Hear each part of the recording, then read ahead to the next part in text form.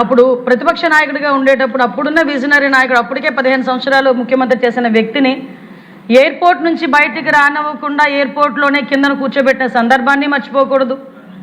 రాముడు తల నరికేశారని రామ్ తీర్థాలకు వెళ్ళినప్పుడు అక్కడ గుడి దగ్గరికి వెళ్ళనివ్వకుండా నడి రోడ్డు మీద మండు టెండలో కూర్చోబెట్టిన సంఘటన మర్చిపోకూడదు. అదేవిధంగా అధ్యక్ష, ఆ రోజు గౌరవ ముఖ్యమంత్రి గారు ఇంటి గేటుకి తాళ్లేసి కట్టి పోలీసులు పహారా కాసిన ఆ సంఘటన కూడా మర్చిపోకూడదు. అదేవిధంగా అధ్యక్ష, తిరుపతి ఎయిర్పోర్ట్లో కూడా బయటకు రానివ్వకుండా కిందను కూర్చోబెట్టిన సందర్భాన్ని మర్చిపోకూడదు.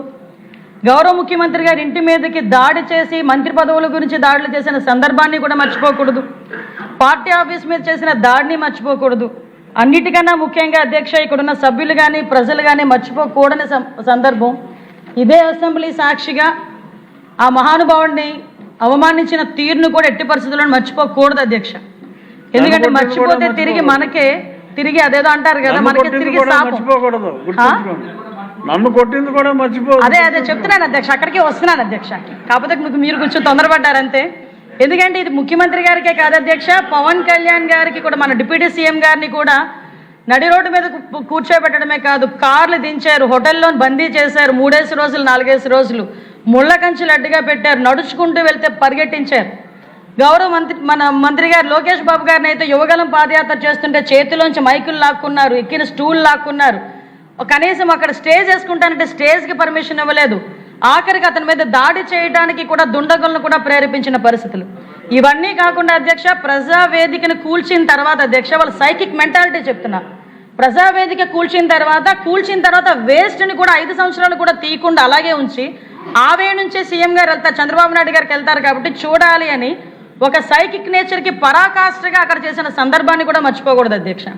ఇంకా మన నాయకుల మీద అయితే మీ మీద జరిగిన దాడి అని చెప్పాలి. నేను మీ మీద జరిగిన దాడి కానీ, ఎంతోమందిని అక్రమంగా పంపించిన అరెస్టులు చేసిన విధానాన్ని కానీ, ఇంకా సామాన్య ప్రజలకు వస్తే అధ్యక్ష, మాస్క్ అడిగిన పాపానికి సుధాకర్ గారికి పిచ్చోడిని చేసి ఆయన చనిపోయేటట్టు చేసిన విధానాన్ని, తన అక్కని రక్షించుకునే క్రమంలో మా అక్కని ఎందుకు ఎలా అంటున్నారని అడిగినందుకు అమర్నాథ్ గౌడ్ అనే చిన్న పిల్లోడిని పెట్రోల్ వేసి తగలబెట్టే సందర్భాన్ని కానీ, అదేవిధంగా అధ్యక్ష, ఒక మదనపల్లిలో ఒక అమ్మాయి తన పిల్ల కన్నా బాగా చదువుతుంది, ఫస్ట్ ర్యాంక్ వస్తుందేమోనని చెప్పి ఆ అమ్మాయిని ఆత్మహత్య చేసుకునేటట్టు ప్రేరేపించిన ఒక వైఎస్ఆర్సీపీ నాయకుల తాలూకు ఉదంతాన్ని నేను ఎందుకు చెప్తున్నానంటే అధ్యక్ష, ఇలాంటి పరిస్థితుల నుంచి ఈరోజు ప్రత్యేకంగా ఈ 20 నెలల కాలంలో మేము ఇది చేసామని చెప్పుకోవడానికి ఒక గర్వంగా ఆ సభలో మేము నుంచిన పరిస్థితి వచ్చింది అధ్యక్ష.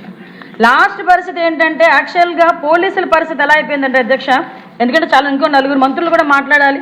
నేను ఒకటే చెప్తున్నా అధ్యక్ష, ఒకటేంటంటే ఆ లాస్ట్ 5 సంవత్సరాల్లో కూడా ఒక బ్లాక్ డేస్ కింద మారిపోయే పరిస్థితి. రాష్ట్ర పాలన అనేది అధ్యక్ష చట్టం ఆధారంగా కాకుండా ఒక భయాన్ని ఆయుధంగా చేసుకుని జరిగిన సందర్భాన్ని కూడా చూసుకున్నాం.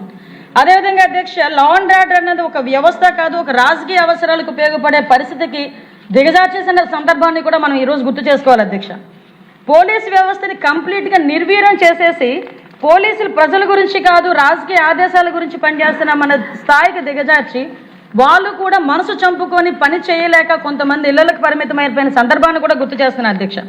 ప్రజల ప్రాణాలంటే విలువ లేదు, ఆస్తులకి రక్షణ లేదు, మహిళ భద్రత అన్నది ప్రశ్నార్థకం, భూములకి రక్షణ లేదు అధ్యక్ష. దీని ఫలితం ఎలా ఉందిరా అంటే రావాల్సిన పెట్టుబడులు రాలేదు, వచ్చిన పరిశ్రమలు వెనక్కి తిరిగి పారిపోయే పరిస్థితి. అంటే ఈ రోజు పరిస్థితి ఎలా ఉందంటే అధ్యక్ష, ఈరోజు మనకి పోలీసు వ్యవస్థను కూడా నిర్వీర్యం చేశారని ఇందాకే చెప్పాను అధ్యక్ష. ఎంతలా నిర్వీర్యం చేశారంటే యుద్ధంలోకి వెళ్ళిన సైనికుడికి అస్త్ర సన్యాసం చేసినట్టుగా అయిపోయింది అధ్యక్ష. అంటే అప్పుడు ప్రతిపక్ష నాయకుడిగా ఉండేటప్పుడు అప్పుడున్న విజనరీ నాయకుడు, అప్పటికే 15 సంవత్సరాలు ముఖ్యమంత్రి చేసిన వ్యక్తిని ఎయిర్పోర్ట్ నుంచి బయటికి రానివ్వకుండా ఎయిర్పోర్ట్లోనే కిందను కూర్చోబెట్టిన సందర్భాన్ని మర్చిపోకూడదు. రాముడు తల నరికేశారని రామ్ తీర్థాలకు వెళ్ళినప్పుడు అక్కడ గుడి దగ్గరికి వెళ్ళనివ్వకుండా నడి రోడ్డు మీద మండు టెండలో కూర్చోబెట్టిన సంఘటన మర్చిపోకూడదు. అదేవిధంగా అధ్యక్ష, ఆ రోజు గౌరవ ముఖ్యమంత్రి గారు ఇంటి గేటుకి తాళ్లేసి కట్టి పోలీసులు పహారా కాసిన ఆ సంఘటన కూడా మర్చిపోకూడదు. అదేవిధంగా అధ్యక్ష, తిరుపతి ఎయిర్పోర్ట్లో కూడా బయటకు రానివ్వకుండా కిందను కూర్చోబెట్టిన సందర్భాన్ని మర్చిపోకూడదు. గౌరవ ముఖ్యమంత్రి గారి ఇంటి మీదకి దాడి చేసి మంత్రి పదవుల గురించి దాడులు చేసిన సందర్భాన్ని కూడా మర్చిపోకూడదు. పార్టీ ఆఫీస్ మీద చేసిన దాడిని మర్చిపోకూడదు. అన్నిటికన్నా ముఖ్యంగా అధ్యక్ష, ఇక్కడున్న సభ్యులు కానీ ప్రజలు కానీ మర్చిపోకూడని సందర్భం ఇదే అసెంబ్లీ సాక్షిగా ఆ మహానుభావుడిని అవమానించిన తీరును కూడా ఎట్టి పరిస్థితుల్లో మర్చిపోకూడదు అధ్యక్ష. ఎందుకంటే నన్ను కొట్టింది కూడా మర్చిపోతే తిరిగి మనకే తిరిగి అదేదో అంటారు కదా, నన్ను మనకి కొట్టింది తిరిగి కూడా శాపం. మర్చిపోకూడదు, గుర్తుంచుకోండి. నన్ను కొట్టింది కూడా మర్చిపోదు. అదే చెప్తున్నాను అధ్యక్ష, అక్కడికి వస్తున్నాను అధ్యక్ష. కాకపోతే మీరు కొంచెం తొందరపడ్డారంతే. ఎందుకంటే ఇది ముఖ్యమంత్రి గారికే కాదు అధ్యక్ష, పవన్ కళ్యాణ్ గారికి కూడా, మన డిప్యూటీ సీఎం గారిని కూడా నడి రోడ్డు మీద కూర్చోబెట్టడమే కాదు, కార్లు దించారు, హోటల్లో బందీ చేశారు, 3 రోజులు 4 రోజులు ముళ్ళ కంచెలు అడ్డుగా పెట్టారు, నడుచుకుంటూ వెళ్తే పరిగెట్టించారు. గౌరవ మన మంత్రి గారు లోకేష్ బాబు గారిని అయితే యువగలం పాదయాత్ర చేస్తుంటే చేతిలోంచి మైకులు లాక్కున్నారు, ఎక్కిన స్టూల్ లాక్కున్నారు. కనీసం అక్కడ స్టేజ్ వేసుకుంటానంటే స్టేజ్కి పర్మిషన్ ఇవ్వలేదు. ఆఖరికి అతని మీద దాడి చేయడానికి కూడా దుండగులను కూడా ప్రేరేపించిన పరిస్థితులు. ఇవన్నీ కాకుండా అధ్యక్ష, ప్రజావేదికను కూల్చిన తర్వాత అధ్యక్ష, వాళ్ళ సైకిక్ మెంటాలిటీ చెప్తున్నారు. ప్రజావేదిక కూల్చిన తర్వాత వేస్ట్ని కూడా 5 సంవత్సరాలు కూడా తీయకుండా అలాగే ఉంచి ఆవే నుంచే సీఎం గారు వెళ్తారు, చంద్రబాబు నాయుడు గారికి వెళ్తారు కాబట్టి చూడాలి అని ఒక సైకిక్ నేచర్కి పరాకాష్ఠగా అక్కడ చేసిన సందర్భాన్ని కూడా మర్చిపోకూడదు అధ్యక్ష.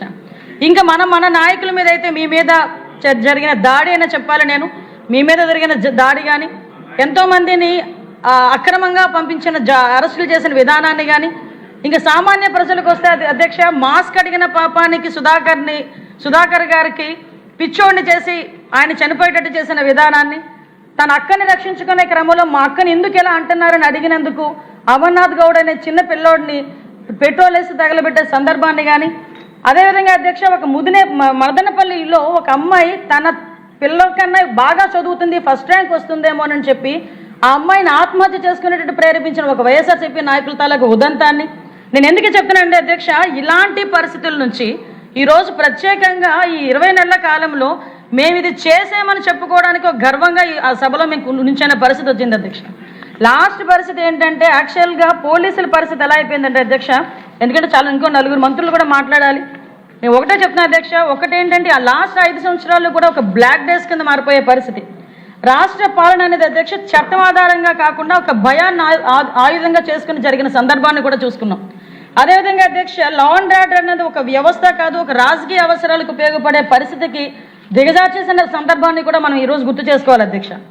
పోలీసు వ్యవస్థని కంప్లీట్గా నిర్వీర్యం చేసేసి పోలీసులు ప్రజల గురించి కాదు, రాజకీయ ఆదేశాల గురించి పనిచేస్తున్న మన స్థాయికి దిగజార్చి వాళ్ళు కూడా మనసు చంపుకొని పని చేయలేక కొంతమంది ఇళ్లకు పరిమితమైపోయిన సందర్భాన్ని కూడా గుర్తు చేస్తున్నారు అధ్యక్ష. ప్రజల ప్రాణాలంటే విలువ లేదు, ఆస్తులకి రక్షణ లేదు, మహిళ భద్రత అనేది ప్రశ్నార్థకం, భూములకి రక్షణ లేదు అధ్యక్ష. దీని ఫలితం ఎలా ఉందిరా అంటే, రావాల్సిన పెట్టుబడులు రాలేదు, వచ్చిన పరిశ్రమలు వెనక్కి తిరిగి పారిపోయే పరిస్థితి. అంటే ఈ రోజు పరిస్థితి ఎలా ఉందంటే అధ్యక్ష, ఈరోజు మనకి పోలీసు వ్యవస్థను కూడా నిర్వీర్యం చేశారని ఇందాకే చెప్పాను అధ్యక్ష.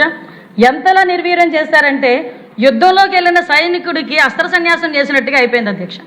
అంటే కనీసం వాళ్ళకి ఒక ఇన్వెస్టిగేషన్ చేయడానికి వాళ్ళ దగ్గర ఒక టూల్స్ లేవు, ఒకరి ఫింగర్ ప్రింట్ ఐడెంటిఫికేషన్కి సంబంధించినది వాళ్ళ దగ్గర లేదు.